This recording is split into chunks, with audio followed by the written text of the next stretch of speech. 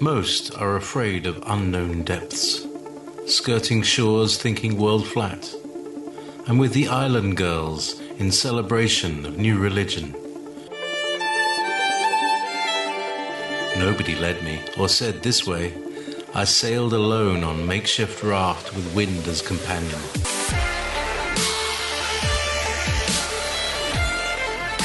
Fate for deliverance, confidence enough to assess new disposition. Seekers of lost paradise may seem fools to those who never sought the other worlds. Welcome to Momentary Zen with Zen Garcia. Visit www.fallenangels.tv. You're listening to Revolution Radio.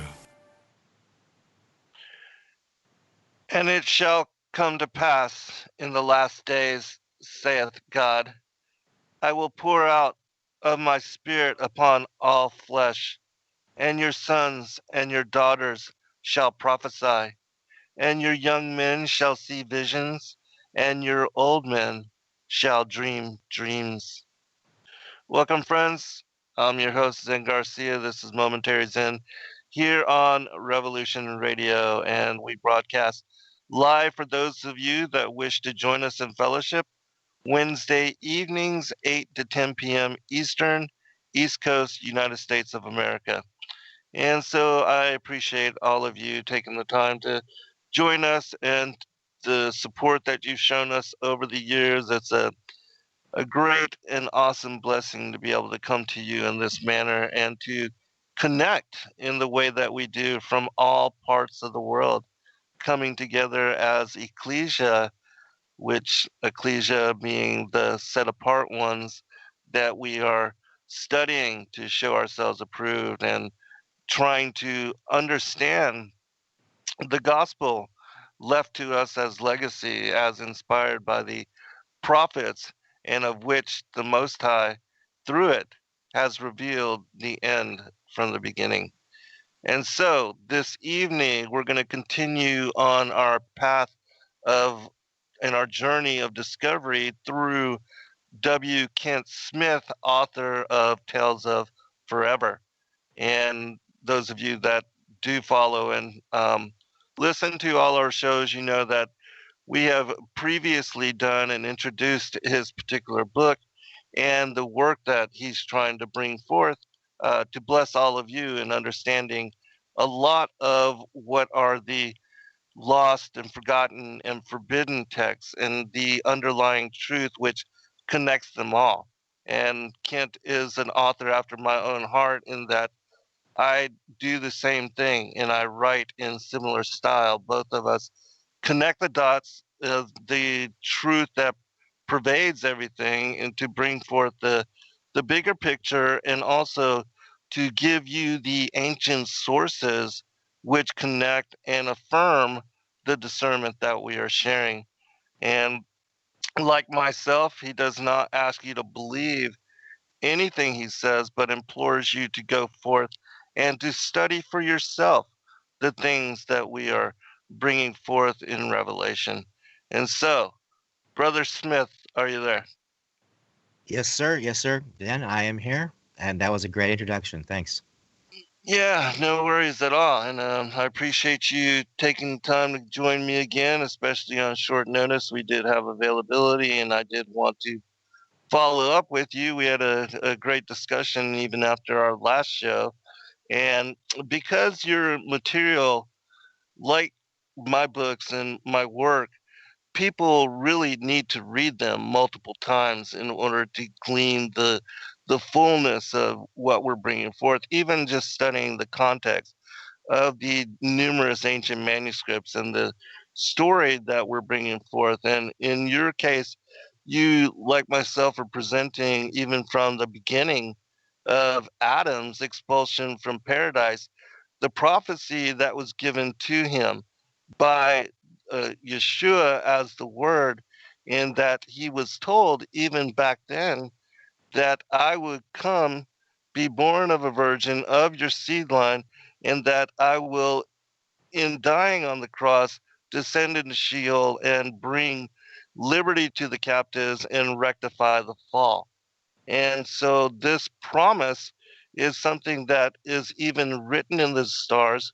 It's something that I discussed recently on a show that I did with John's X Army, which he was asking me how it is that we can affirm Yeshua as Savior Messiah. And, those that study the prophetic word, that even in the Old Testament, there were 308 prophecies put forth by the Old Testament prophets, which affirm his coming and which were fulfilled in exact manner through the New Testament Gospels as brought forth by the apostles. And that, in and of itself, is numerically impossible to be just random or perchance happening. It shows that the story and the establishment of the promise and the fulfillment of it that is miraculous and divinely inspired, and that most certainly Yahushua is the Son of God, and that there was deeper meaning and deeper purpose for his coming into this world, and also that he is coming again to end what will be the enmity between the seed lines, the seed of the woman and the seed of the serpent. And so this is something that you also cover in your work. And so if you would tell people again a little bit about your book and where they can go to find it and support the work that you do. Wow. Okay. Well, again, the title of the book is Tales of Forever. That's the short title. The subtitle, though, is The Unfolding Drama of God's Hidden Hand in History. And it's available on my website, the Lost Stories channel, at www.loststorieschannel.com. Of course, it's also available on Amazon Books and Barnes & Noble in both paperback and ebook form. You can even get it through your iBooks, right? Apple, and you can get an ebook of that as well. The book, because it is a large book, right? It's not just a quick read, and like I said, it's meticulously researched. I provide lengthy bibliographies because, as you say, this is such a unique subject that we have to go almost the extra mile to prove that this is based on literary sources, biblical sources, canonical sources, as well as extra canonical. So I go to great lengths, like I say, to provide every single, there's 480 footnotes, literally, right? Every down to the page of each source that I quote from. So I didn't want you hunting and pecking and saying, what, where did this guy come up with this? And sure, yeah, we connect the dots, but if we connect dots that we can't verify or here, there, and wherever, right? Then all the connecting of dots is sort of it's an exercise in futility. So not only do we want to connect the dots, right, Zen, for people, we want to give them, like I said, the building blocks by which they can verify everything themselves. Don't take our word for it, right? Don't take our word for it. Be inspired by our enthusiasm, right, and our confidence in what we're saying, but do not by any means just take our word for it without, going to every single source. And I provide that in the books, whether they're paperback or ebook versions, Amazon, Barnes and Noble, and like I said, the Lost Stories channel. All right, excellent, brother. Well, a little bit of background. Can you discuss what led you into studying not only the canonical but the extra biblical materials, and why was it that you began to study the other source materials? Well, of course, being a student of the Bible since I was 16, I was beneficiary of my father's library of books by William Barclay and by Werner Keller. The Bible is History. I had sort of a voracious appetite, and but there's always seemed to be a limit to biblical scholarship, and you read so many books, and you get to the end of the train ride, so to speak, and your mind is saying, is that all there is? And not to belittle historical research, but it does have a tendency to kind of regurgitate, and sort of recycle, right?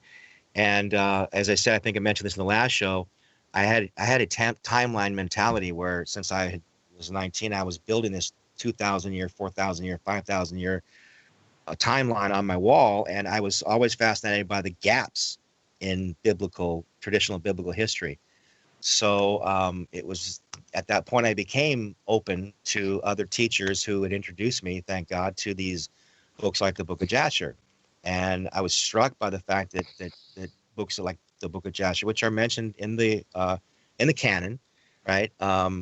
And they would give you, it was almost like the novel versus the Genesis version. Genesis seemed to be, in comparison, the Reader's Digest version of the Book of Jasher. Jasher went into so much more detail about the story of Abraham and the story of Noah, and it was like reading the novel. You know, people say, "Oh, I don't want to read the novel; I'd rather see the movie." Well, that's what Genesis is. It's kind of the shortened, almost like like I said, the Reader's Digest version. And when you become introduced to books like Jasher, you're blown away by how much more flesh and blood, literally, these books have to make the stories of Genesis real, because so much of Genesis is very threadbare. You know, for example, the most striking thing is about Abraham's story is God speaks to him in this age of idolatry, and suddenly Abraham just says, "Oh, okay, God, I'm going to do this and do that," and he's like, "Well, how did he become? How did he?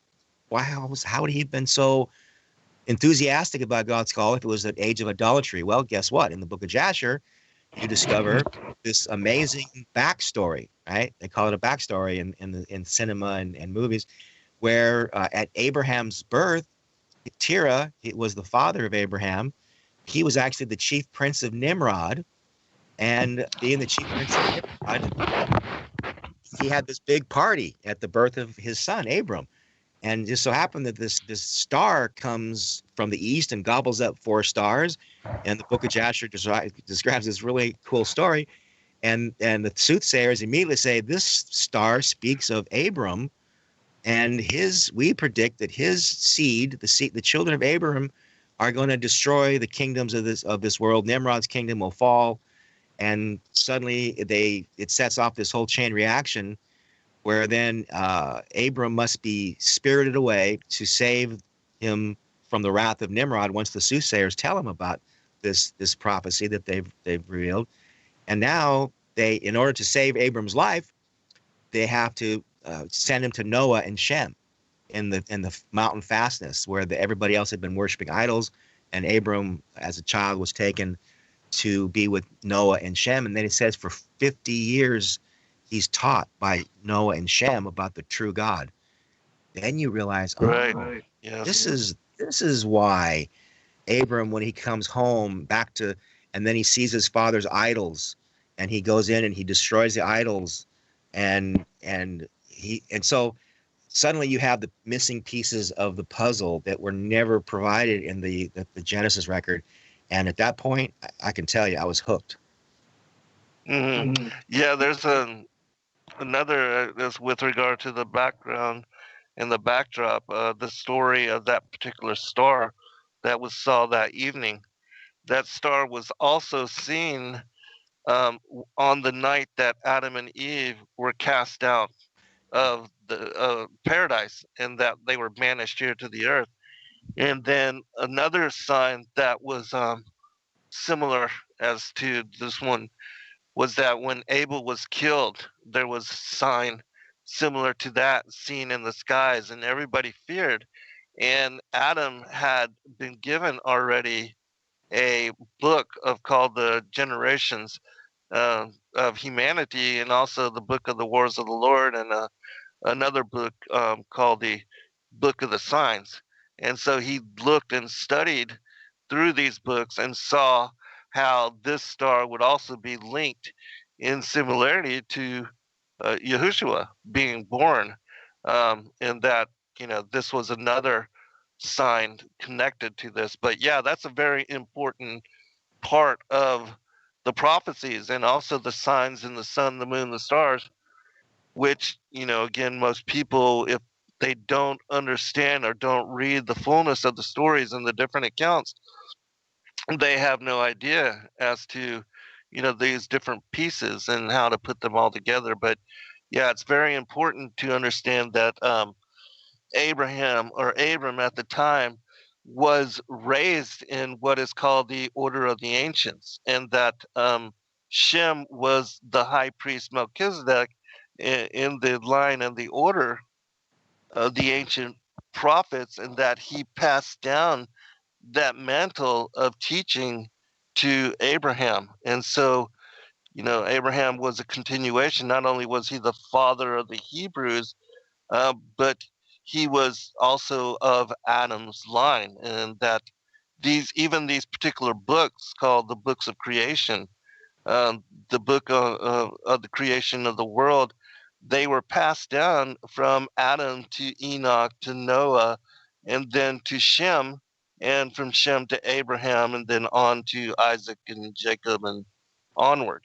Um, and that, they were able, even then, were able to read in the book of the generations of man and also the book of the signs, the prophecies that the Most High had revealed to them of the things that would happen, and also of how their children would fall away at certain time, and they would warn them and implore them. And all of this is found in the testaments that were passed down, because every time a particular patriarch would pass away, he would call all his children around him, recount the testaments of the other patriarchs, and then make mention of the prophecies in the book of Enoch and also the book of the signs and generations of men, and on and on. And then he would pass those texts on to what was the firstborn, or those that were of the righteous seed line that continued in the way of the order of the ancients. So I'll pass it back to you. You can comment and then we'll move forward. Wow. So that's what I love about talking to you, Zen, is, I always felt like I was, so cut off, being so absorbed by these extra biblical stories, and come to find out that there had a doppelganger on the other side of the country, and I didn't. And I still want to say thanks to Jeff Mazzaro for bringing us together, because I finally feel like I'm not. I don't have three left feet. Right. But anyway, getting back to it, one of the first things I did, being the sort of analytical bookworm that I was, I said, it's not enough to become enlightened by these books. I naturally I want to share them with others. And as you well know, the first thing that happens to you as you become empowered and enthusiastic about these books, you start sharing them with people. And then you get this strange reaction, like the look on their faces.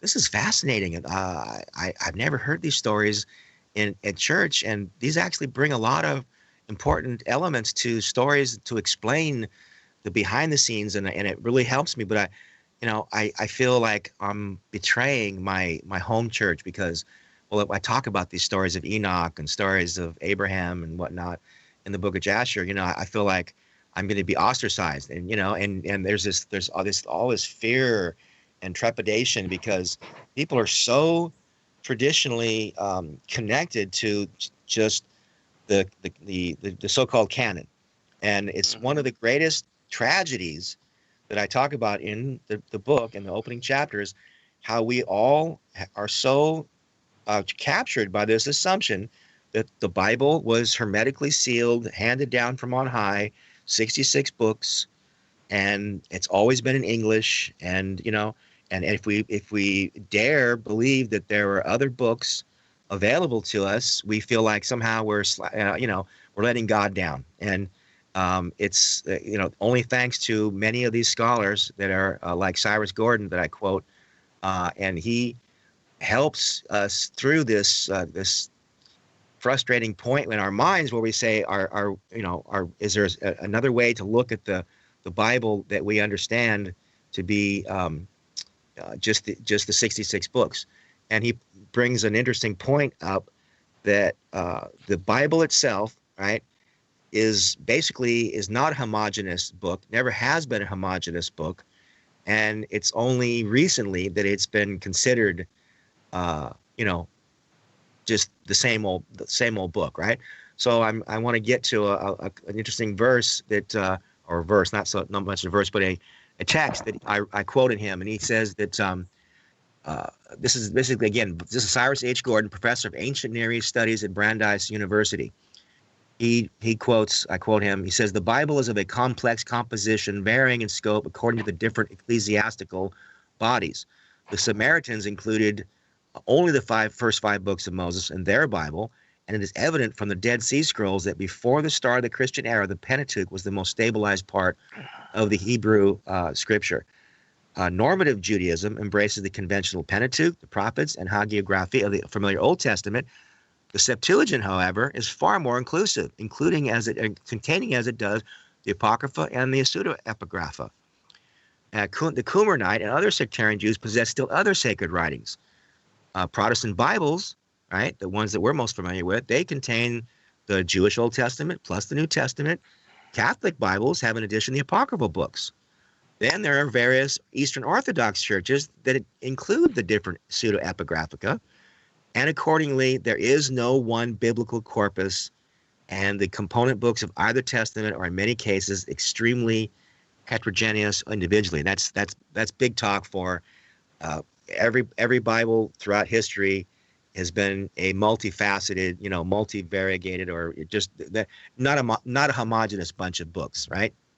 And this is where we have to sort of shatter the illusion that our Protestant Bible did not come with 66 books. For example, Edgar J. Goodspeed, right, who was our America's greatest New Testament scholar, he pointed out that the Apocrypha formed an integral part of the King James Version of 1611, as had all the preceding English versions from the beginning in 1382. So imagine if you told your friends and neighbors that since 1382, the Apocrypha was part of the King James.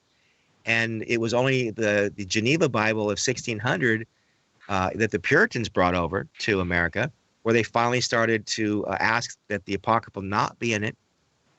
And it wasn't until, let's say, the fourth century that St. Jerome's Bible, the Vulgate, also had all these books. But because they didn't have them in the original Hebrew Bible, that was why they called them the Apocrypha, which meant hidden or secret books. And that's where we get that root word for Apocrypha. But not only is the Apocrypha in the Old Testament, but there are other books like the first book of Adam and Eve, first book of Enoch, Secrets of Enoch, book of Jasher, book of Jubilees, the Testament of the 12 Patriarchs, letters of Herod and Pilate, and the Gospel of Nicodemus, which are the core central narrative of Tales of Forever. Those also were part of the heritage that got left out at various times. And so what I try to do in my opening chapter is provide a fourfold presentation or fourfold basis whereby we synthesize and compare so that we don't just talk about these books, right? We provide a canonical comparison side by side. We talk about the internal patterns that, so the canon with the non-canonical. I talk about internal, external, et cetera, et cetera. So it's as I say, in a nutshell, the opening chapters of the book, I say, provide a basis, which again I couldn't explain it in 5 minutes, but it's in there, and it's all with all sources and laid out and better than I can do in a speech, because it's all written and edited, which I can't do to myself live. So. Well, you did fine, brother. And I'd also make mention that even the Bible itself, the 66 books of the canon, have cited as reference within them and mention of 22 or 23 other books which are no longer available, such as the book of the Wars of the Lord, the books of Gad the Seer, and different, the book of the Kings and things of that nature, the North and the South. And so there's a lot of material which is not even included within the canonical materials. I would also add that, like, recently we released what is called the Secret Book of Moses. It's called the Assatir, and it's believed to be one of the oldest manuscripts available, and dates back to the 3rd century BC, right along with the accepted time for the book of Enoch. And in this particular book, when you read and you study it, the individual that translated it, his name is Moses Gaster. He was a very famous linguist, and also like individuals, J.W. Etheridge and E.W. Bullinger and others, they had worked to bring forth, these ancient manuscripts and interpret them into English and make them available to study for in the English-speaking world.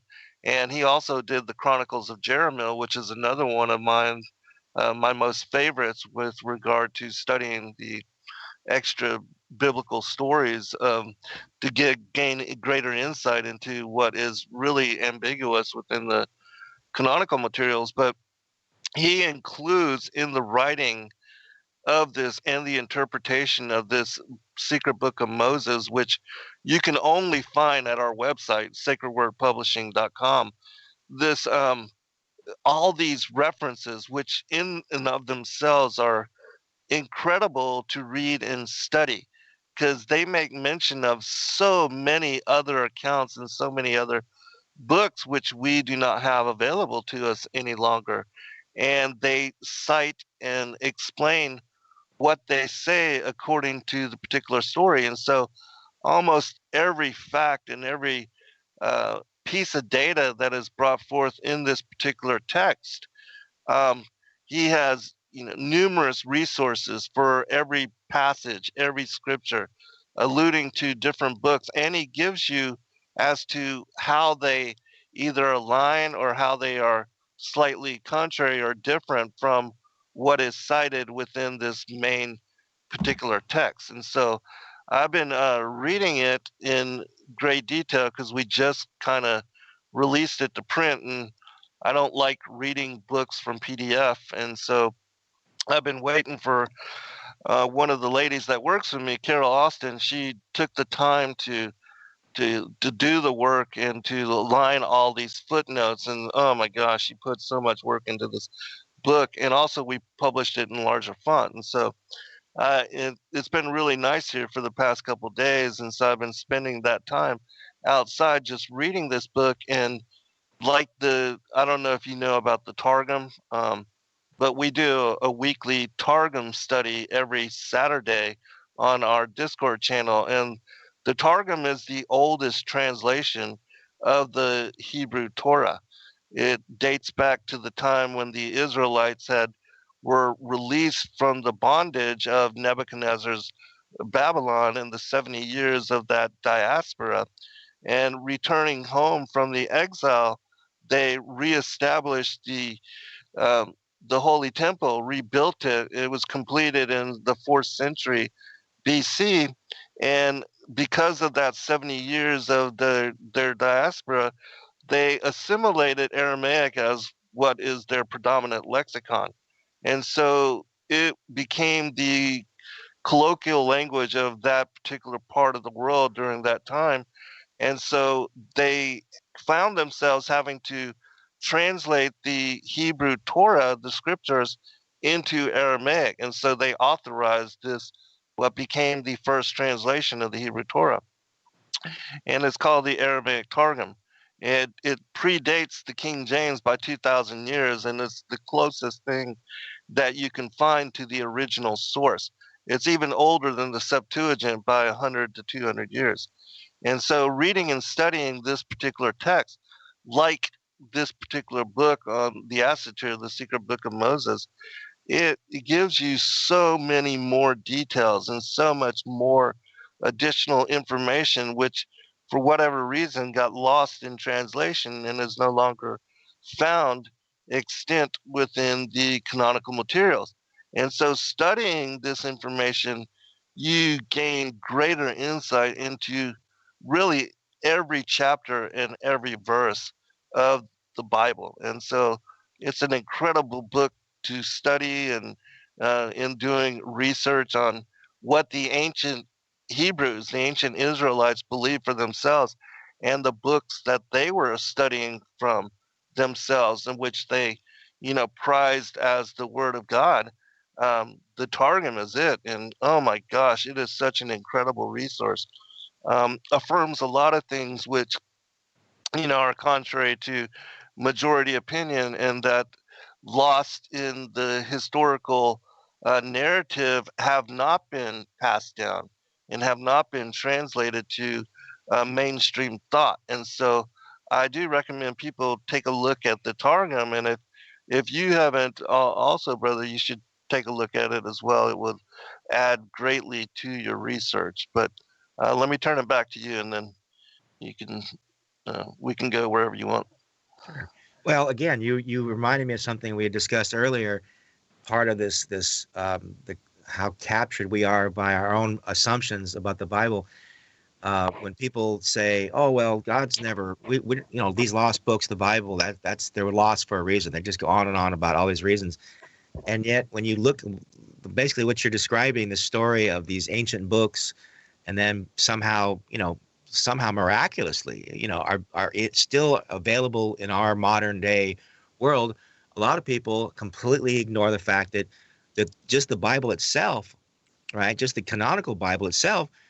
How many centuries was it from the time of Jesus? I mean, Jesus calls 12 disciples. He chooses 70 among them also, and then sends them out into the whole world.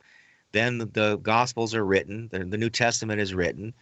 And then think of how many centuries from the 4th century to the 15th century till they started translating it into English. Think of how many centuries even the book that we now know was locked in secrecy, right? Because it was written in Latin.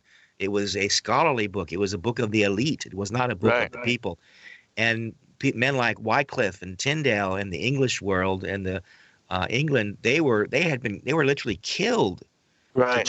Put their lives at risk. Yeah. And so the idea that this has been part and parcel of the history of God's word to us as a people in today's world, we've always been dealing with the courage of individuals to allow the lostness, to sort of be taken away. All these books, and now the books that you're describing somehow miraculously have been available to us. And just think of all these people that would rather, like ostriches with their head in the sand, say, right.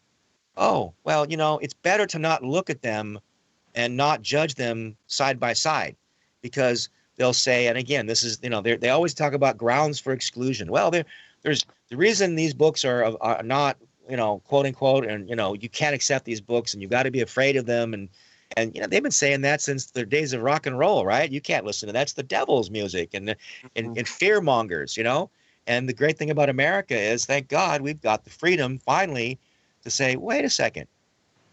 Who are you to tell us we can't compare apples and oranges and let us decide for ourselves? Right. And, Exactly. and then now, and basically, what have we been given? What has it taken? It's taken technology. It's taken the internet. It's taken the freedom of technology to go around these institutional minds that are constantly trying to keep us in the dark and say, oh, well, the Bible's always been available to us. It's not lost. And these other lost books. I mean, am I being redundant here, or am I beating a dead horse? No. You Please. see what I'm saying? No, these are important, absolutely important points, because again, the whole thing is that the majority opinion, largely, they will criticize, condemn, and judge, and most of them have not even read any of the text that they are bringing condemnation upon. Absolutely not. It's like there's a famous joke of, when, they started speaking in tongues or something, and it's like, oh, Lord, blessed holy angels, purify the air. It's like, we don't what's going on. Anything that's foreign to us, we people suspect, right? And so this is what brings me to this one, again, back to the purpose of Tales of Forever is to, again, twofold, well, manyfold, but simplified twofold is to not just provide the actual books in their entirety, not sliced and diced like so many other biblical treatises have done. I took the stories of Adam and Eve. I took the stories of Abraham and Nimrod from Jasher. Took the stories of Pilate and Jesus from the Gospel of Nicodemus, and I wove it into a narrative that literally hinges upon the 5.5 day promise to Adam and Eve. then fulfilling later on, tied together with the story of Nicodemus and Pilate, where they finish the story of, like you said, Jesus going to hell, rescuing the saints, Adam and Eve, and it's like this the great bookends of this trilogy. So this is the core narrative, so people can finally read these stories in not just Elizabethan English, which is what the lost books of the Bible are literally written in, but in a modern English, and the way a movie would unfold, like Ten Commandments. Now it's like the Ten Commandments meets these lost books. But then the first part of the book is these this basis by which I want to demonstrate and answer all the criticisms, and basically the criticisms generally over the years. People say these books should have been excluded for thus and so. Chief among them, one, they were written under assumed names, right? They always talk about, well, that, this book was not written by Enoch. Couldn't have been. Two, they contain historical errors. They'll say, oh, well, this error here, this error there. Therefore, it's, we have to throw the books out. Okay. Three, they were not quoted by Jesus. Okay. That's a third one. Fourth, they contain no prophetic elements. So right out the gate, if you know anything about the idea that they were written under assumed names, well, guess what? For a long time, critics would say that Moses couldn't have written the book of the first 5 books of the Bible, right? So the Mosaic authorship has been under fire for many years by higher critics. And yet most Bible scholars will tell you, again, long before the 1st century AD, Moses was declared the author of Genesis, and Josephus, the 1st century Jewish historian, in keeping with this tradition, accepted Mosaic authorship. So if you're going to throw out the so-called apocryphal books based on the fact that they're not written by the so-called author, I might as well throw out the Pentateuch. Silly, of course. I'm being rhetorical. How about then not only the Old Testament, but how about books of Isaiah, Ezekiel, and Daniel? How many times have you heard that Daniel could never have written the book of Daniel, because so many of these future events were predicted so precisely? The king of Persia, the king of Greece, the 70 weeks of years. So we have to throw the book of Daniel out based on this so-called hypothesis that the books were not written by the assumed authors. Even letters, the epistles of Paul and letters of Peter, the epistles of Peter and letters of Paul were allegedly written as amalgamations by authors, and yet obviously they're still part of our Bible as we know it today. So that's one error, right, that we can throw out the window and say, okay, this ground of exclusion is pretty silly. The second one, of course, is that there are historical errors.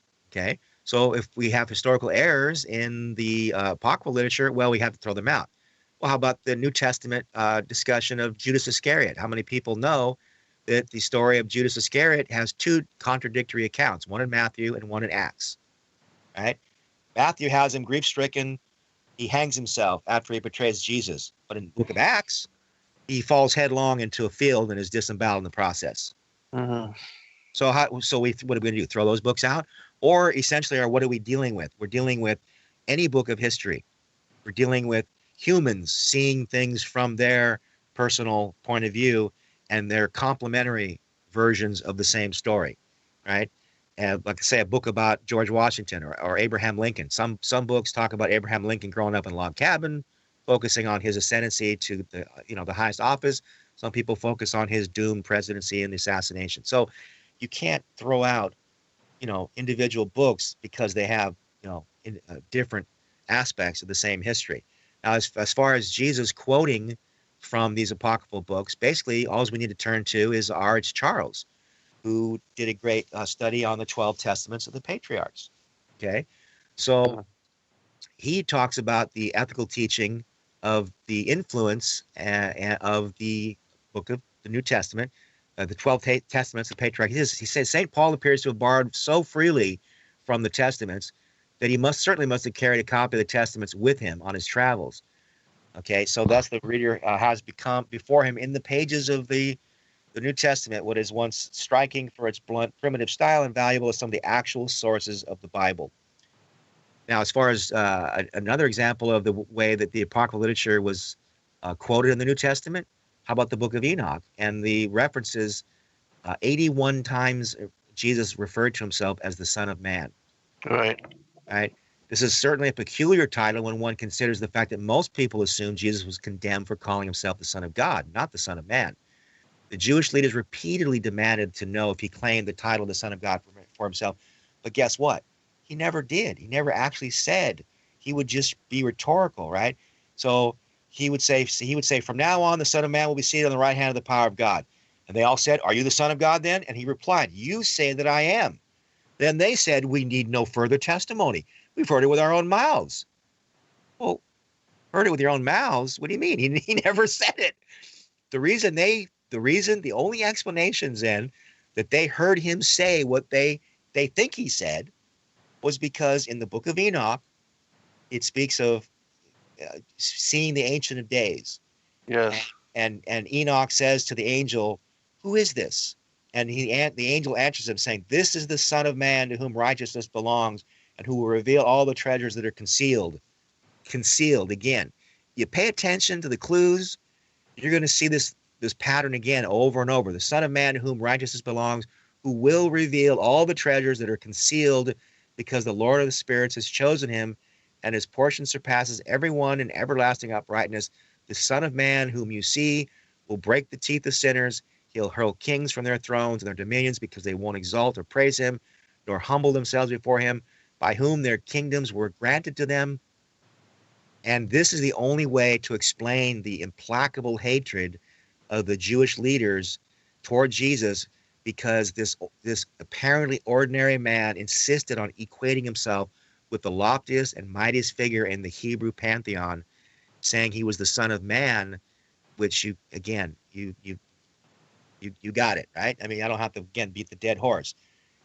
This explains the hatred, not because Jesus said I'm the Son of God, but because the Son of Man. So yes, you say that the son of the book of Enoch was meaningless. These people say, oh, you can't, because it's the book of Enoch we have is not the right one. They come up with all these different things. It's absurd that God would have this book so important in the days of Jesus, and he fell off his throne 2,000 years later, and he can't keep the same book to us. Right. It's crazy. So now Yeah. the last thing I want to mention in this again, I try to do like a fourfold aspect of always approaching these, trying to verify the authenticity of these books, the authenticity or the insistence that the apocryphal literature must be rejected because it contains no prophetic elements like the canonical scripture. But once again, in the first book of Enoch, we find innumerable references to the future events of the Son of Man, as we discussed. The Son of Man coming to reveal his truth. Obviously, we have Jude talking about Enoch in the seventh from Adam, prophesying, see the Lord is coming with 10,000 of his saints. Everybody knows about that, but they say, well, we got that verse, but the rest of the Bible, God, he dropped the ball with the rest of the book. He only has one verse. And then also in the second book of Esdras, right, which is actually again in the Apocrypha of the Catholic Bible, generally speaking. Some of them leave it out. Some of them only have the first book, but most of them still refer to the second book. It also speaks of a future event, right, written more than 400 years before the advent of Christ, saying, the time will come when the signs I've told you about will take place. Whoever is delivered from the evils I predicted will see my wonders. For my Son, the Christ, will be revealed to those who are with him, and those who are left will rejoice with him, that is, in 400 years, and it will be after those years that my Son, Christ, will die. Now, again, so clearly anybody who insists the apocryphal books lack the prophetic elements of the canon, they're blind by choice or by nature, but either way, they're blind to what even a rank amateur can detect if only they're willing to honestly examine the evidence for themselves. Yes. Yes. And you brought up two of what are very critical portions of the book that I'm working on now, the Ancient Prophecies of Christ. And I believe that, the references to the Son of Man and the prophecies contained within them about his coming and also his return, as we see it in the dream vision section, that this is one of the reasons why the book of Enoch was so targeted and so heavily opposed and still is, that the powers that be don't want people to read or to accept or even to open themselves to the possibilities contained within it, because it does bring to light and bring to truth so much that is veiled within the canonical materials, not only with regard to the Genesis 6 narrative, the fallen angels taking on and mating with the daughters of Cain, creating a race of giants, the men of renown, but also with the astronomical aspects of the biblical cosmology revealed in the book on the courses of the heavenly luminaries, as I show in some of my books as well. But yeah, very critical, and there's so much contained all throughout the scriptures and the ancient manuscripts, like the Odes of Solomon also speak about in great detail the coming of Yahushua, and like you may mention of the Testament of the 12 Patriarchs. It's full of details and the prophecies of the coming of Yahushua. And I also, again, that's one of the texts that has been mostly eradicated, and confirmation of it was found also in the Dead Sea Scrolls. And so we know that these books, and they make mention of the books of Enoch, and how the 12 leaders of the 12 tribes knew from reading and understanding the books of Enoch as to what would occur in prophecy, and to their line and to those that would fall away. And we see this also, that Christ did allude to the book of Enoch in that very controversial passage, Matthew 25:20, I believe it is, where he makes mention of that the angels are not given in marriage. And that actually was a reference to the book of Enoch, chapter 15, where it speaks about the watchers not being given wives because they were immortal, and that they were spiritual beings. Yeah. Yep, And that's so, too. Yep. yeah, so critical. Yeah, so we have just about 8 minutes before the first break, and so I'll turn it back to you to cover and to continue, leading it, whatever you'd like, and then we'll bring forth more of this in second hour. Okay. So again, to continue with this foundation, because like I say, when you look at all these different books, and first natural reaction is, okay, well, where do we start, right? As lay people that have jobs 9 to 5, they're taking care of the kids, like we need a handle, right? We need a pair of glasses, so almost like the decoder ring, to say, how do we verify this for ourselves, so we have a foundation of belief, a frame of reference that we can build upon. And this is where I thought, even though I knew about all these different other stories, versions, and whatnot, I felt compelled to sort of begin at the beginning with a foundation. And so for me, I was into, again, this connectivity between the prophecy of the 5.5 days and the first book of Adam and Eve, which I then discovered in the Secrets of Enoch, and then culminating in the Gospel of Nicodemus. So what I try to do in Tales of Forever is provide a solid foundation from which we can sort of venture out into these future journeys, right? So what I do is I say, okay, the first thing we're going to do is we're going to provide the way that the 5,500 year prophecy from Adam to Christ is going to provide us a framework to unravel two of the mysteries that I'm setting forth in the book Tales of Forever. Because again, in order to verify the historical veracity of the 5.5 days, it's gonna demonstrate that God's faithful. Because remember, in life, we're besieged on every side by doubt and despair, and everything that it causes us to doubt God's faithfulness. Mm-hmm. And so we as believers are constantly within our own heart, frustration, wondering, is God faithful? And we're dealing with, these negative people who are saying, oh, you're a fool to even believe in any of this. So my opening question is, is God faithful? Is he in control? Well, we can confirm he's in control if we can prove he's faithful.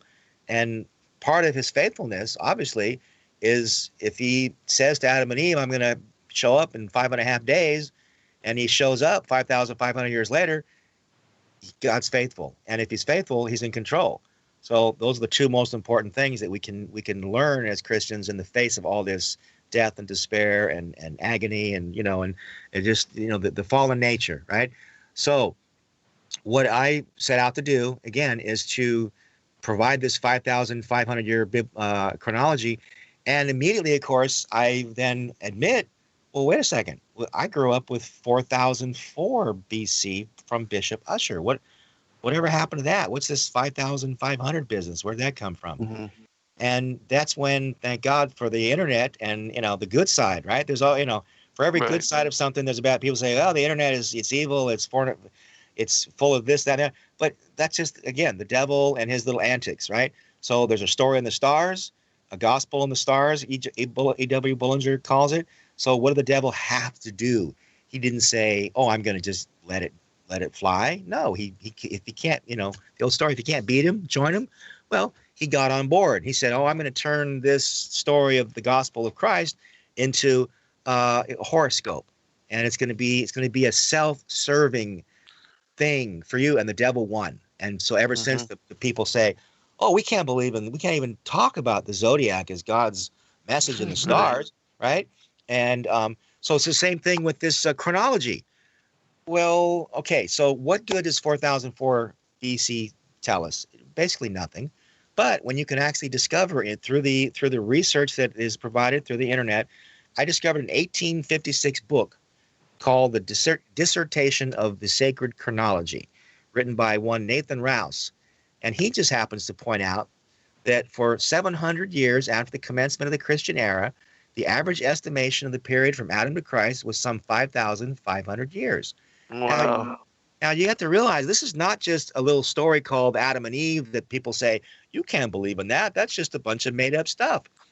Well, again, what are the odds? Would you want to go to Las Vegas on the odds of the coincidence of 5,500 year, not just for the first 700 years, because imagine,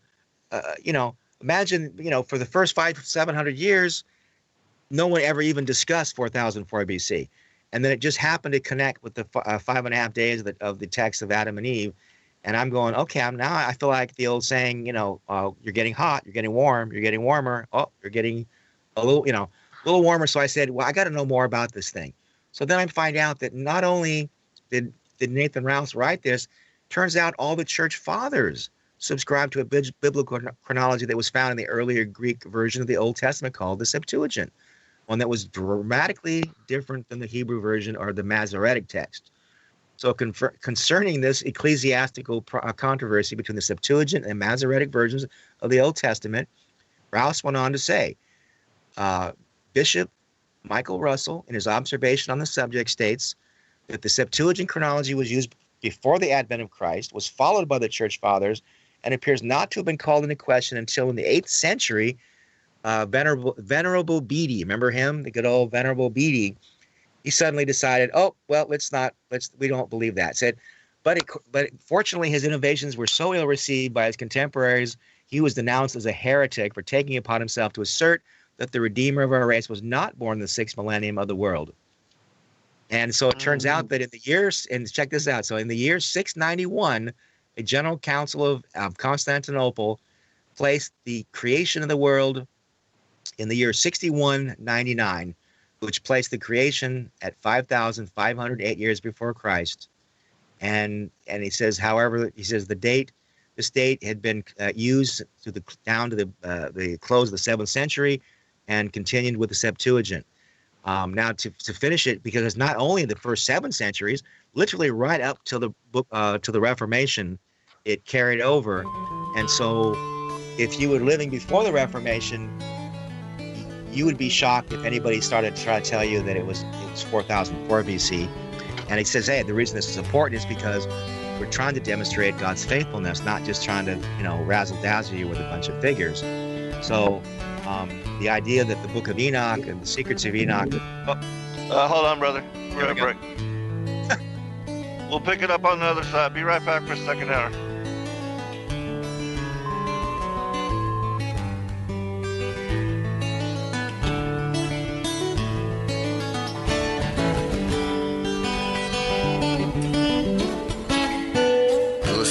Revolution Radio at freedomslips.com, and we'll be right back after this message.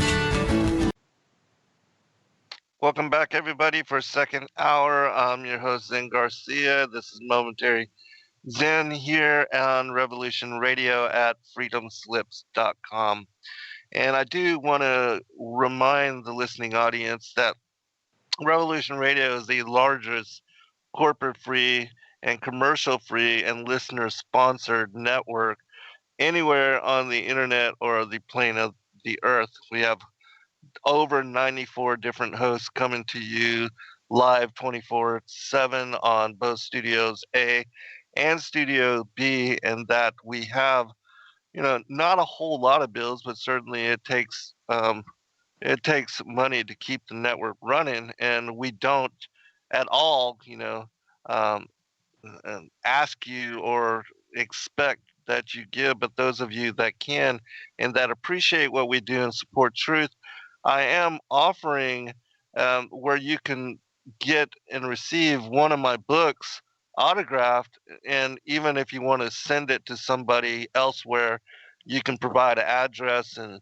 let me know where you would like me to ship it out. But that if you send a $25 or more donation and just include to the network,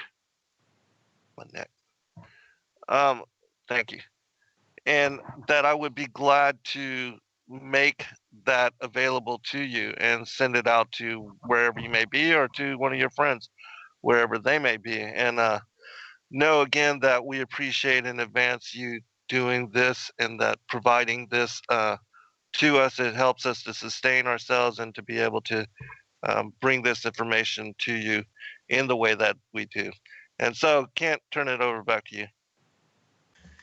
Right on. And yeah, so just to continue with where we're at, we're discussing how the one way to verify the authenticity of these so-called apocryphal books, when you're dealing with so-called books of Adam and Eve and Gospel of Nicodemus, speaking of this 5.5 days, we don't just have biblical allusions to the Ark of the Covenant, which is in itself pretty interesting, but we actually have lost history. So, we talk about lost books, and they say, well, you can't confirm that. Well, how about if we confirm lost history?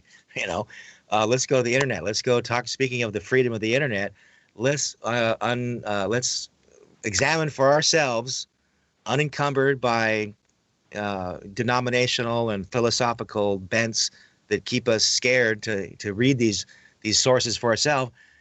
Look at Nathan Rouse's 1856 book, talking about the fact that not only did the 5,500 year chronology prevail for up until the 7th century, 8th century, when Venerable Bede tried to put the kibosh on it, but it actually was in place up until the Reformation, right? And then, interestingly enough, only as an unforeseen consequence of one of the more ironic twists in history to be discussed in the book. So, got to get the book, Tales of Forever, right? The Unfolding Drama of God's Hidden Hand in History. Website at Amazon.com, at BarnesandNoble.com, at iBooks, and also the Lost Stories channel. So, got to throw that in there.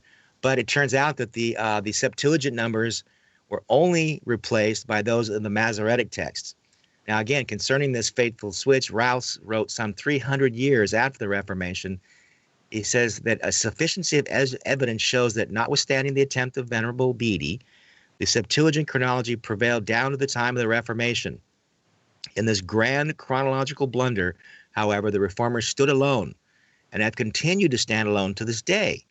It does not appear that any other church has followed them in this path. This is going to be a shock to us Westerners who think the universe revolves around us. It says it does not appear that any other church has followed them in this path. They have the merit and glory of it entirely to themselves. The Greek church, as is well known, still adopts, as she has always done, the Septuagint chronology. The Roman church, too, and the Egyptian Coptics, the Abyssinians, the Armenians, the Ethiopians, and the Georgians.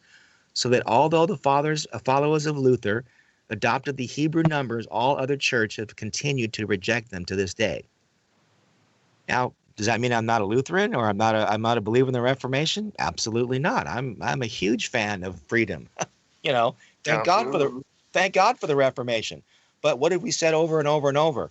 One of the great patterns of history. This is extremely important to everybody that's interested in this discovery of truth. Whenever something is important to God, whether it's again the 5.5 day promise, whether it's the story of the gospel in the heavens, whether it's faith, the power of faith, the power of the one, what is the devil going to do? He never leaves it alone. So just as God is understandable, I mean, we don't have faith, blind faith. We have faith because we see the patterns of God and his rescue effort throughout history in the Bible. That's what the Bible is for. We see a pattern of God's faithfulness. But the Bible is not just a book of God's ways. How about, has anybody ever mentioned to you that the book is also a book about the devil's ways?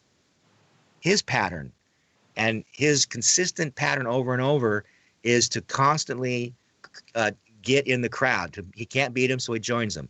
So in this case, the greatest turning point of human history, the Reformation, had one little quirky downside that, again, is so lost to history that it's literally this window into so many more truths, and rightly so, because now we have the historical evidence of a 5,500 year timeline, not just a promise in the book of Adam and Eve, not just a reference in the Secrets of Enoch, where it talks about, we discussed in the last show, where we said Adam and Eve, according to Enoch and Secrets of Enoch, they were in the garden for 5.5 hours, therefore they were out for 5.5 days.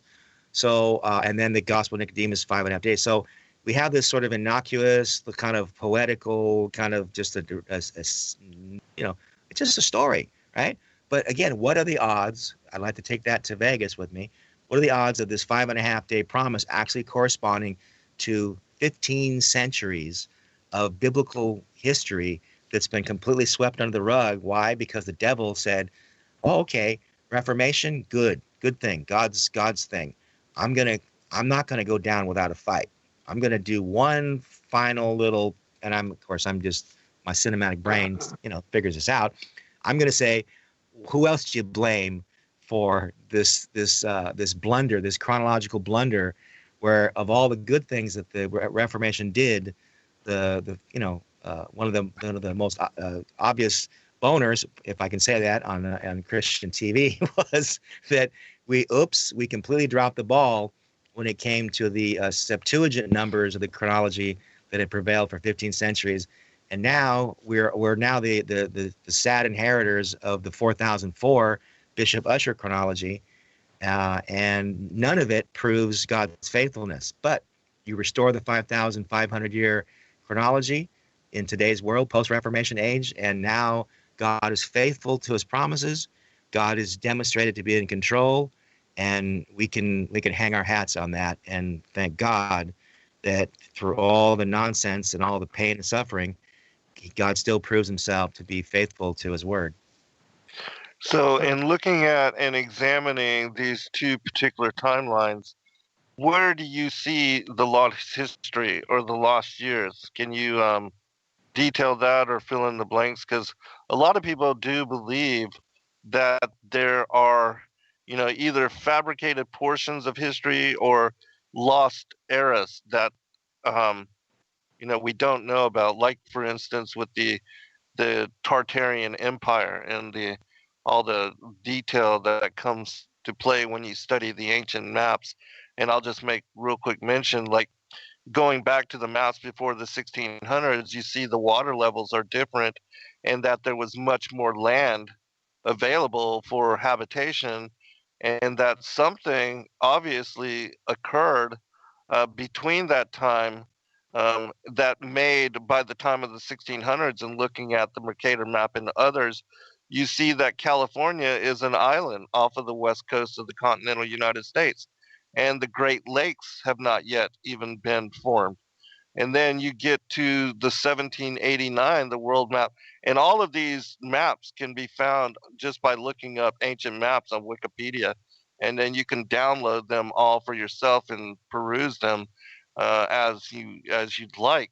But in the 1789 map, then all of a sudden you see that California is part of the mainland, and is now the west coast of the United States. You see the Baja Strip, not in extent as it was before in the 1600s. And then all of a sudden, you see the Great Lakes and the St. Lawrence River as being a much narrower passageway. And so it remains to be seen why none of this is discussed, talked about in history, and why we have no mention of or no greater detail on what had to have been, unfolding cataclysm that affected humanity and even the fallen angelic cultures, which most of the judgments that are brought upon the world in such manner, in my opinion, are targeting the fallen ones and the giants that were born of them. But where do you see, if you know, or if you've looked into the lost history, what are the, what's made up or fabricated or what's been lost, in your opinion?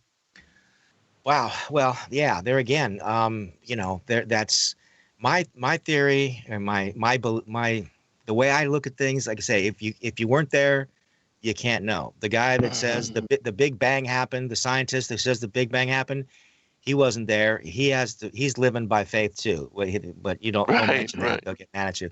So Yeah. I do admit that we have God's spirit. We have discernment. We have an imaginative nature to us. Where, as I said, this is part of my thesis of this book too.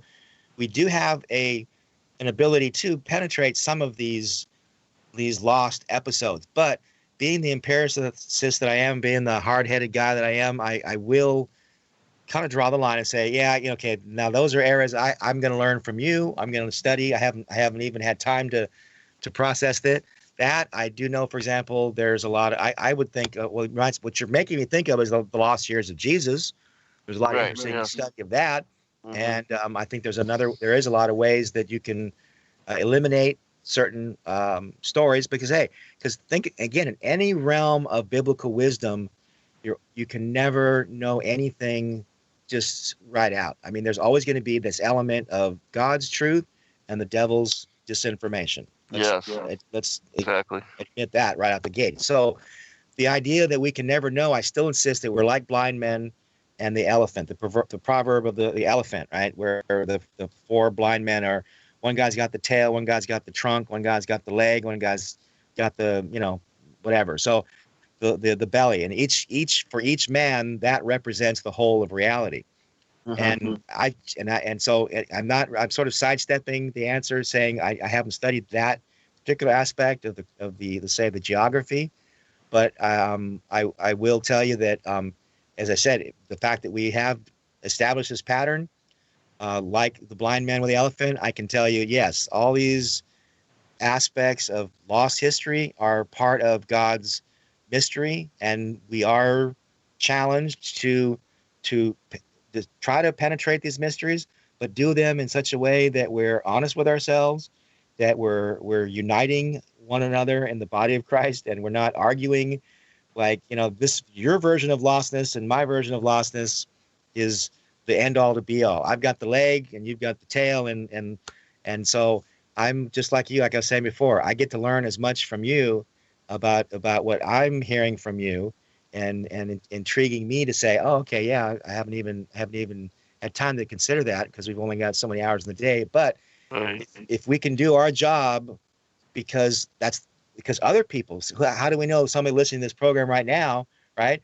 We've written this book and you've written that book, and somebody else will then say, you know what, these guys have given me a foundation where I now I'm not crazy because I've discovered a pattern over here that nobody considered, because that's what happened to me, right? And so I grew up with all these different stories, and I had been told about the book of Jasher, and I'd been told about the Gospel of Nicodemus and the Bible and the stories. And I was spurred on because somebody taught me to have faith in these stories and not just reject them. And then in due time, studying them, I had an epiphany of the connecting of the dots. So in answer to your question is, yeah, that one I haven't studied, but does it fit the pattern of lost wisdom that is ours to venture into that final frontier? you know, that terra incognita, as they say. That's what makes us human. That's God's gift to us. Like I said, Einstein's one of his greatest quotes is the incomprehensibility of the universe, or you know, is its comprehensibility. You know, the fact that it's the universe is unknowable by as a whole, but we have this gift that we can learn. We can validate our little neck of the woods, and we can move forward. So, you got me. You got me on that one. Yeah. So, but I hope I haven't completely sidestepped you or wasted your time. But I do feel No, that no, you know, no. maybe somebody else, you know, next year will be calling you, and someone will give you their book and saying, "Hey, Zen, you know, I was listening to you guys, and 3 years later, look, you know, I discovered this other aspect of the lost wisdom of Right, the God truth, you know, and share it right. with us, and we'll all add that to our matrix." Oh, Yes, yes. and speaking of matrix, you that's another one of those dramas of history that I deal with extensively in my book, because um, I believe that, again, the truth of the Bible, we need to get away from the minutia, and we need to get back to the dramas of the Bible, and we need to accept the fact that all our greatest cinematic experiences, our greatest, the heroes of the ages, from the mythology of the Greeks that becomes the mythology of Star Wars, that is the mythology of the Matrix. We heard a little clip a few minutes ago on the segue, right, where the character in the Matrix was having a discussion with the face of.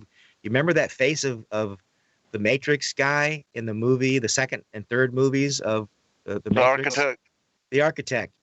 Who do you think the face of God, the architect? Where do you think they figured? Where did they just invent that character, or had they ever read? Do you think the Book of Enoch, where it said that Enoch was taken to the 10th heaven, and he said, Yes. or the face of God, Hmm. and the face of God told him about the lives that we're living, and we're going to live, and then we have these books, and that's the basis of this idea that God walked and talked, you know, with Noah, excuse me, with Enoch, and he took him, and he had these prophetic books, and then he built the knowledge of the future of mankind in the Pillar of Enoch, you know, hearkening back to our first discussion. And again, it's all in the book, in Tales of Forever. Again, using the, you know, story of Enoch as the writer.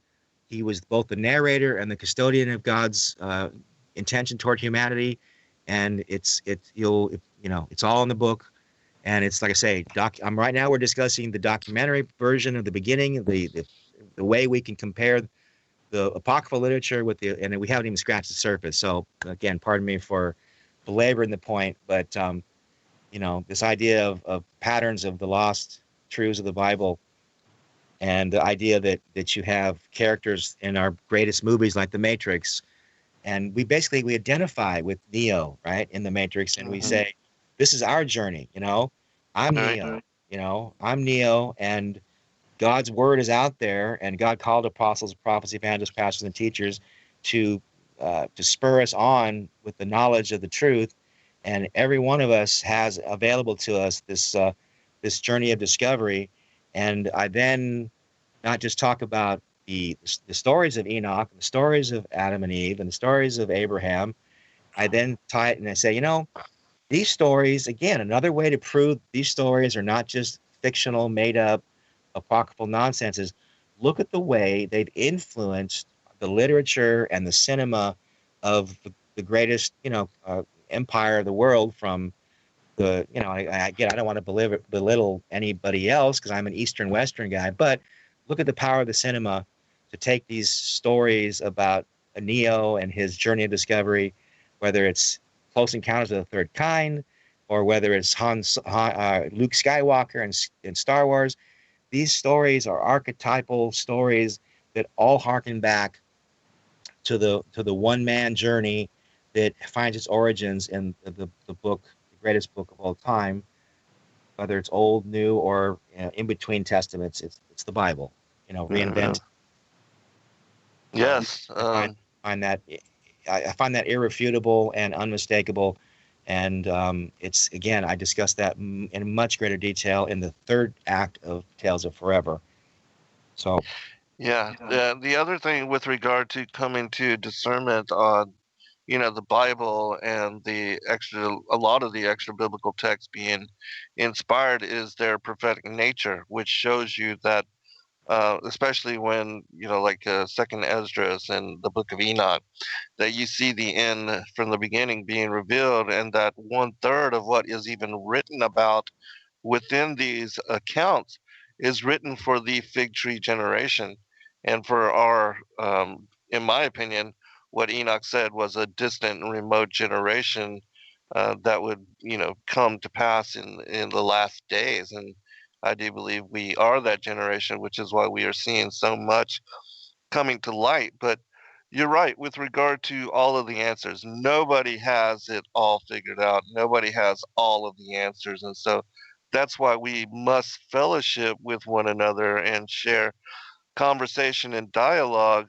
to bring forth, so much of the pieces that so many people have, and especially those that otherwise may never even get opportunity to present their material, that have been lifelong researchers, even like with yourself writing these books and not having a platform to discuss them, and that now doing these radio shows is going to bless so many people and also put out into the world and into the internet space access to this particular knowledge, and people will be able to pick up this whole paradigm and begin to examine it further, and perhaps, as you said, building upon the foundation that we've laid, they'll be led in different manner to discernment, which will help us to, you know um, to come to the answer of, well, what are the lost years? What's the specific lost history?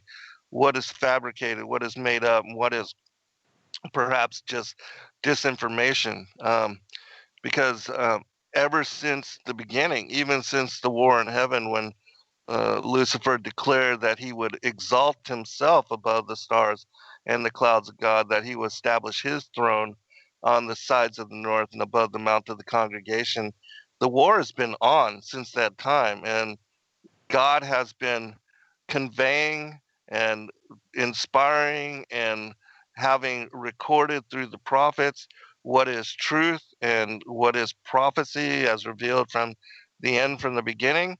And the seed of Cain and the progeny of the devil, they have been at every turn of the way counterfeiting, eradicating, destroying, and also usurping, um, and changing, and making fit for their benefit, um, the different religions and faiths that came to be known as, the pagan and Gentile and fallen angelic, the worship of a pantheon of gods and goddesses. That these two different ways of being, one, as far as the kingship passed down through the line of Cain and rule with impunity by these bloodline elites, and then the way of the priest in service to humanity and to your brother, and love God as you love yourself and as you love your neighbor and even love your enemies. These two ways of being have been at contest and in opposition with one another since Cain and Abel, and the murder of Abel as the first victim of this war between the enmity between the seed lines. And so all throughout history, since the beginning of modern humanity, you have had these two powers and these two organized structures of both evil and good at interplay with one another, one bringing forth truth and the other corrupting it. And so that's why the dilemma of what we are receiving now, we have to kind of wade through and ask the Holy Spirit to assist us in discerning what is truth from what isn't. And so that's the difficulty, because the matrix is so all consuming that now, especially, many people are discovering everything that we've been indoctrinated into and led to believe and brainwashed into accepting is false. and has no basis in truth or reality. And so, understanding these kind of things, we are all being forced to reconsider everything: cosmology, the calendar, the feast days, the prophecies. Um, but again, with regard to what you can stand on and side with as truth, it's only the prophetic word and that which is been inspired by God that we know has been 100% accurate. For instance, like the vision and the interpretation of the statue and the idol representing the four kingdoms by Daniel. The timeline, the 70 weeks, and the connection to the Son of Man, also mentioned within that particular text.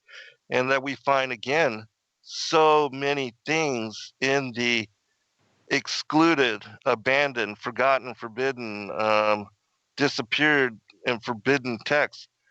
These prophetic truths, which another thing that quickly to bring up in Second Esdras, we see that there was a time after the destruction of the Second Temple that all of the works again were disappeared. That both times during Nebuchadnezzar's day and also during the time of Rome, that the destruction of the temple, the heritage of the scrolls and the manuscripts and the legacy of the prophecies and the testaments of all the apostles, patriarchs, and prophets, all of that was lost.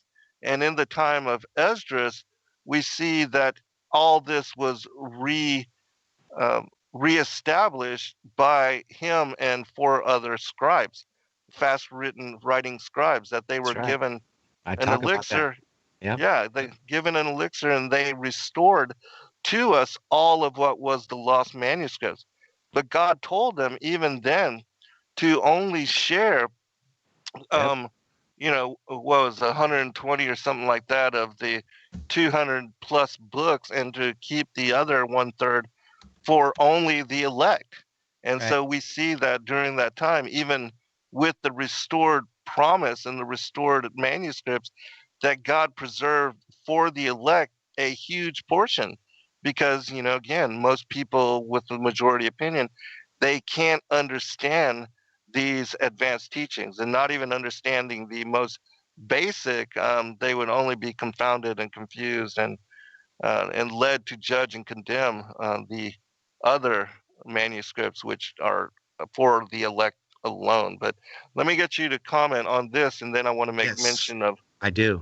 the Nag Hammadi stuff. All right, go ahead. Yes, because this is an interesting point. I discussed this in actually the end of the book, and when I'm trying to tie everything together, I'm trying to take the 5.5 day prophecies. I'm trying to take the evidence in the Ark of the Covenant, the Spear of Destiny, the pyramid, and the shroud, and I'm basically bringing it all the pieces together after you've read the whole book. And one of the things that I point out again is the fact that what you're just talking about is that Ezra was actually very much like a post-day, if you could call him that, because he's still an ancient guy. He's actually like a second Enoch, in the sense that like you say, the same way that Enoch was given the books and told the stories by God, this book, it was actually called the Book of the 70. And believe it or not,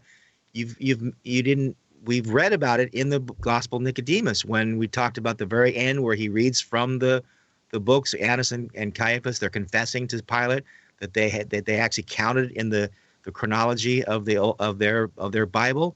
They said, we found this in one of the book of the 70s. And what I did, as I was saying, that isn't it interesting that the Septuagint, I mean, everybody knows the Septuagint it was really written by 72 scholars, 12, it was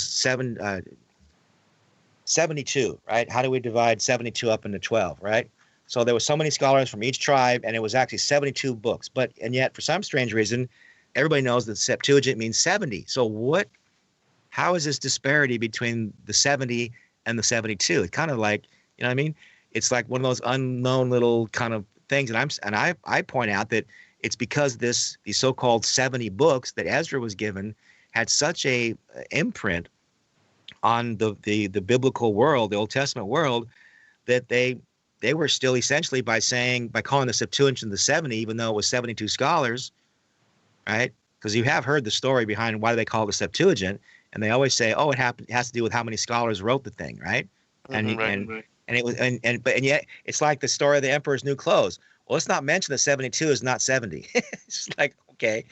And so the 70 books that Ezra wrote actually were so powerful in their minds that they didn't call the Septuagint the 72, they called it the 70, which is, again, we lose that idea of the words, right? It's like when we call the Bible, say, do you believe in the Bible?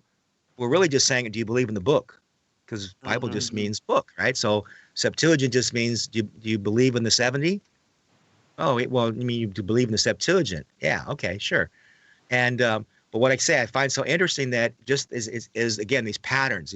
So just as Enoch was a type of Christ, that and that Christ was a substance of Enoch, in a sense, just as Elijah was fulfilled in John the Baptist, we have these similar patterns. So that Enoch was like a precursor, and then Ezra was just like a latter day fulfillment of Enoch. And so he writes in the second book of Ezra, he says, the world is a dark place, Ezra says to God, and its people have no light. Your law has been destroyed by fire, so that no one can know that you've done what you've done in the past or what you're planning to do in the future. Please send me your Holy Spirit so I can write down everything that has been done in the world from the beginning, everything that was written in your law. Then in the last days, people will be able to find the right way and obtain light if they desire it. So God answered, prepare a large number of writing tablets, Ezra. Then come here and I'll light the lamp of understanding in your heart, and it will not go out until you're finished. When you finish your work, you'll make some of it public, and you'll give the rest to the wise ones who will keep it secret. For 40 days, 94 books were written. And after that, God the Most High said to me, you are now to make public the first 24 books that you wrote, so that everyone, whether they are worthy or not, may read them. But the last 70 books you wrote are to be held back and to be given only to those who are wise among you. And I did so in the 7th year, in the 7th week, after 5,000 years of creation. Well, guess what? When was Ezra? Ezra was 500 years. So we have all these clues in the Bible, and yet people say, "Oh, come on, you don't actually believe that this 5.5 day chronology that the early church believed in." Yeah. So again, so I just keep hitting you with story after story and line upon line, and whether it's a type of these characters that are again giving us the dramas, because I said it's the unfolding drama of God's hidden hand in history. The thing that makes Tales of Forever different is it's not just a biblical treatise that dissects these historical events. The thing that I try to do more than anything is I try to show how there's dramas within dramas, and there's God's way of expressing his truth in dramatic metaphor, so that it's going to be a way that instead of sitting here just studying history all day long, because everybody knows how tough history was, right? History and a bunch of dates, and it never sinks in. But there's a different way, I think, of studying the history of the Bible, so that when you start to see these correspondences between the fact that whatever Enoch did, Ezra did. For example, whatever Abraham, like how do we confirm the truth of Jasher with Abraham's story? Well, guess what? When Nimrod got upset with Abraham because of this prophecy that we talked about in the first half hour, he became a threat to Nimrod's kingdom, so he was hunted. And what did Abram do when he stood before Nimrod?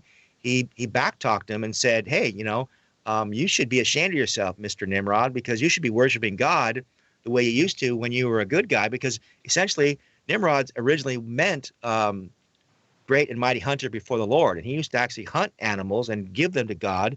And it was only through the corruption of his power, which again, hopefully we'll talk about in the next show, why he had power, because of the skins of Adam, which is another little dangler. He became a great and mighty hunter, but people forget. Oh, yeah, we definitely want to cover that. People forget that Nimrod didn't start off bad.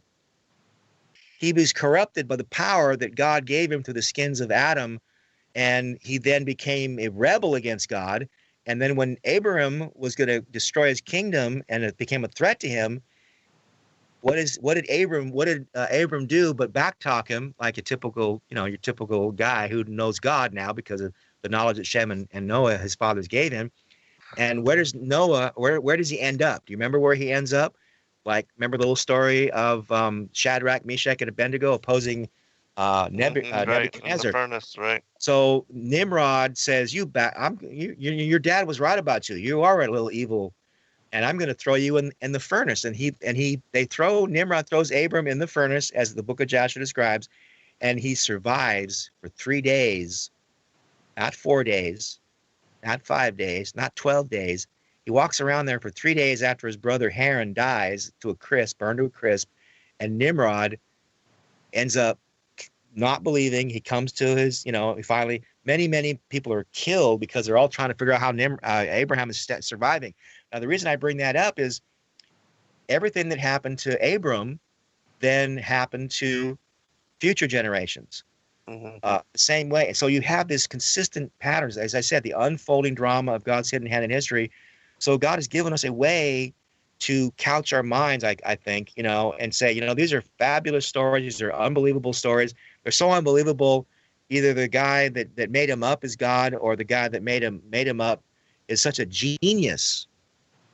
How could these manuscripts that were over here, Book of Jasher over here, Book of Nicodemus over here, that's separated by centuries of time, New Testament, Old Testament, and yet when you have a connectivity mind, you have a pattern-seeking mind, you see that there is a dovetailing of all these types and shadows, so that Abram was in the fire for 3 days, as Jonah was in the belly of the whale for 3 days, as Jesus was in the heart of the earth for 3 days. And I once heard somebody say a really amazing thing, that either I worship the God who inspired the Bible, or I'd worship the guys that wrote this thing, because their genius is beyond human ability to have laid all these little dramas. It makes it, I've always been bugged by these so-called code seekers in the Bible, because you got to be a mathematical genius to figure out these so-called mathematical codes of the Bible, right? Not the dramas of history, because even a child can learn and see this pattern recognition of when you take the time to compare these dramas of biblical history, and then they become a way that we can then confirm the truthfulness of a book of Jasher that is being said to us. Well, there might have been a book of Jasher at one point, but the one that we have on our bookshelves, that's a forgery. Well, not if you're paying attention. Like you say, if you're one of those guys that never reads it because your grandma told you shouldn't read it, or the guy at church says, well, you shouldn't read it. You know what I mean? Yeah. But you literally take the time to read it, or dare I say, take the time to listen to us talk about Tales of Forever and inspire you to actually get your own copy, to take the journey on your own, page by page by page. It's only a few hundred pages, give or take. but there's no quick fixes. I can't. It's not like, again, speaking of the Matrix, I wish I could just download in the same way Keanu Reeves downloads Kung Fu. And he's like, dude, I know Kung Fu. Well, in a way, books are that. Books are like that, Yes. So my promise to you, and is download the book, right? Like the way any human would. You don't have to meditate. You don't have to do exercises. You don't have to genuflect. You just read the darn thing, compare the notes, compare the sources, and you too will know Kung Fu, called the dramas of history. And then you will begin to see the patterns that are unmistakably proofs and ways to authenticate the veracity of these so-called non-canonical books. Yes, absolutely. Which brings me to another point I'd like to bring up before we get to the end of the show, which is flown by. In the fact that we see in the Nag Hammadi codices that all of these books are cited, even in the opening chapters, to be the secret books of John or Thomas or James or whatever, and that these books were given to these apostles by Christ after his resurrection, and that they were, texts that were not available to the majority. And confirmation of this is the fact that when these texts were discovered, and they date back, to the time of the early church, that the Essenes were persecuted at that time. They separated themselves from the Pharisee church, and they preserved these manuscripts. And it shows to us what they were reading and what they were studying. And a lot of these texts are not available anywhere else, like so many of them. Yeah, we do have the books of Enoch, and even then, we had two Aramaic copies of the Book of Enoch discovered as part of the Dead Sea and Nag Hammadi collection, and yet we don't have those interpreted and translated and made available to us. We get the broken, fragmented pieces, and that's that shows you also that the elites are hoarding this information for themselves. But so much, the majority of those texts are not available in the historical record. There's not any other copies available of them. And so, in my opinion, this also shows the kind of um, extent that the powers that be, the seed of Cain and the progeny of the devil, how much they were able to eradicate what was truth and to disappear so much of the ancient manuscripts. Um, and so, because a lot of this material, even though it's largely misunderstood now, and that so many condemn it without ever reading the information, there's a lot of really incredible insights and teachings within them. Of course, I'm not going to say everything is inspired and nothing was, in some way, um, leavened, but Sure. you don't know until you read. So at least read before condemning and judging. But let me get you to comment on that as well. Well, yeah, because that's the thing. We're not advocating a wholesale, Buy into it's everything. yeah. Yeah. That would be like saying humans. That would be like saying the prophets when Isaiah talked about the vessels of bulrushes, and he was prophesying in the 18th chapter, which is actually a prophecy of the land beyond Ethiopia. Speaking of America, in the land of the bulrushes, which biblical scholars will say, he was describing the steamships of the future, and that would be like saying that the prophets knew what they were prophesying. That's absurd. Right. We're all we're all in there in our own time. I can't remember where I read it. It was probably in one of these interesting books where it talked about how the gift of the prophets, God gave the prophets a unique gift that was essentially modified, and that they had such a unique ability, but and it's not the same. And we have prophetic gifts, right? The same way that, for example, a third of the Bible was communicated through dreams, so that they were essentially the prophets were dreaming the future. Well, we as human beings all have the same prophetic gift, yes, to varying degrees. Because why? Because we all experience deja vu at one point or another. Right. And deja vu is not experiencing some future life or past life that we're now experiencing. We're literally experiencing a dream that we had that we didn't realize we dreamt.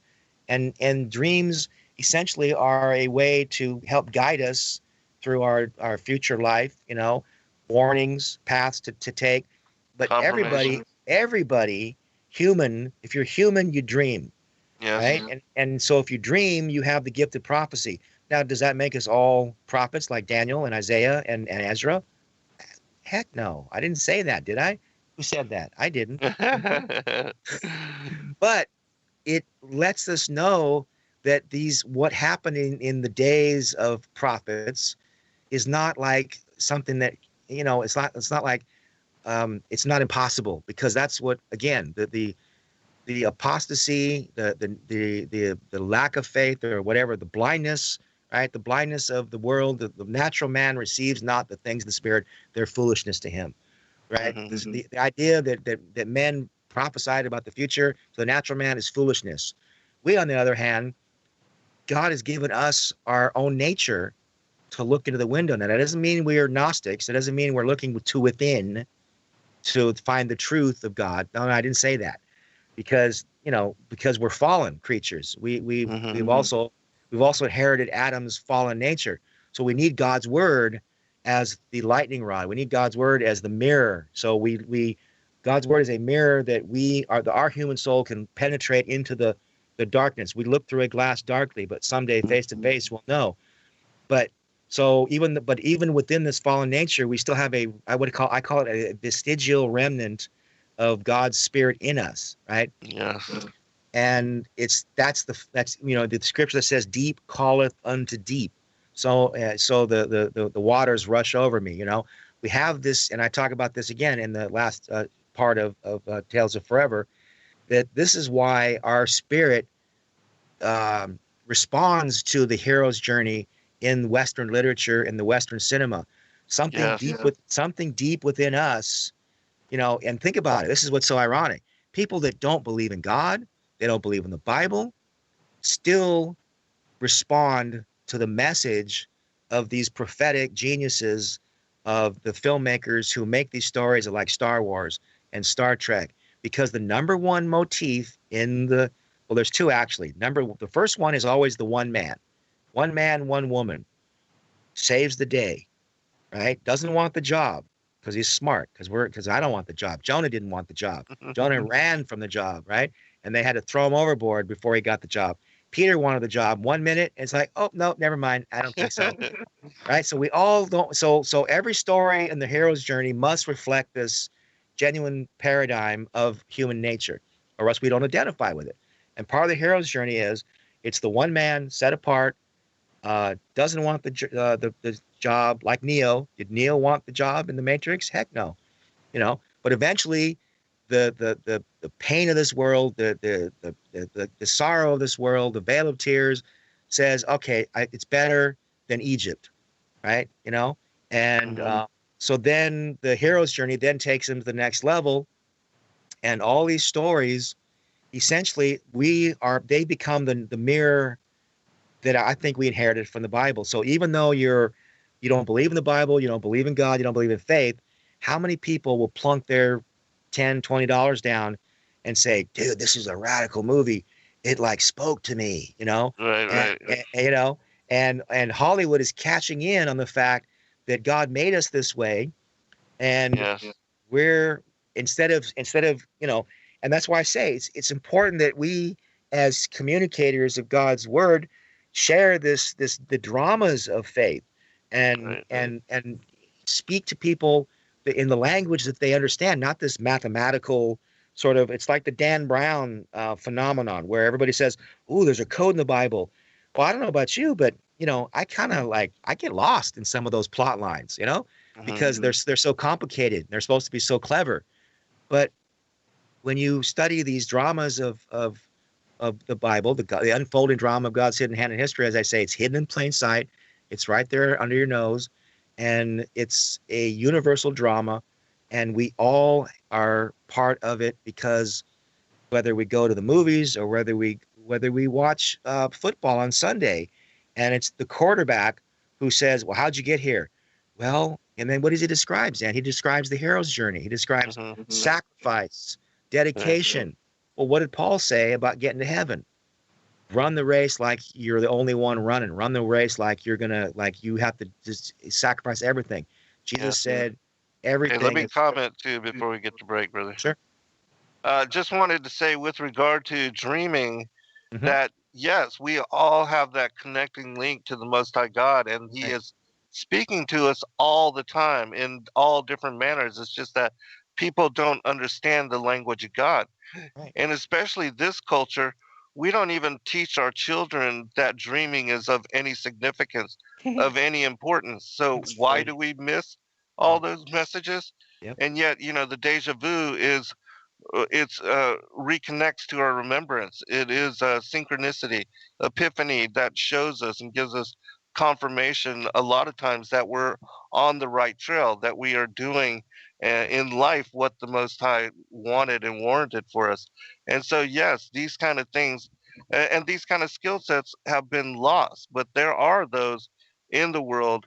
Like, for instance, some of the indigenous people, they teach their children to hold dreaming significant. And a lot of those people are able to, because of that, speak to God and to receive the messages of dreaming and also receive prophetic dreams in that manner. But, again, in this culture, we wake up, don't even consider dreams or think about them in any manner, and begin the immediate process of getting ready for school or work or whatever. And because of that, we cut off the communication and the dialogue with the Most High and this particular medium for receiving and being given truth and prophecy and message and all that. But we got 1 minute, brother. I want to give it over to you. Give out your website one more time, and we'll close it out with final comment. Right on. Well, before I do, again, I want to say thank you, Zen, for your belief and your courage to help me spearhead this thing. I want to say thanks to my other friend, Dennis Tracy, because he was the one guy that's been with me on this, besides my other friends I mentioned the last show. But I want to mention Dennis because he's been with me on every incarnation of the story. And the Tales of Forever, you can get it at, as I said, Amazon.com, W. Kent Smith. Tales of Forever, the unfolding drama of God's hidden hand in history, whether you want the ebook or the paperback. You can get it for a lesser price on my website in ebook or in paperback. And as I said, it literally is so imperative that we restore this 5,500 year timeline, because, as I said, unlike anything else, it establishes God's faithfulness and ways that we can't even explain in the 2 hours, the 4 hours, the 6 hours. That's why I wrote the darn book. And it's all spelled out, documentary, movie. And if you don't like documentaries, you'll have a movie. If you don't like movies, you have a documentary. It's written for both sets of mentality, but then it weaves it all together. And it demonstrates so many ways of history and dramas of the God's faithfulness in terms of his promise to Adam and Eve to rescue them after 5.5 days. So get the book, and you'll never regret it. Don't forget a shout out to Mom. Which mom? You. My mom. Yeah, well, my mom everybody. was, my mom. Fast. I like to say thanks, Mom, but I love my mom, but sometimes she thinks I'm a little cracked. So, but that's okay. Yeah. She still does. It's all good. My mom thought the same, and Mostly my dad. I thank my dad right now. He was the guy. All right. God bless all. Thanks, Mom and Dad everywhere. Be blessed. Shalom. Right on.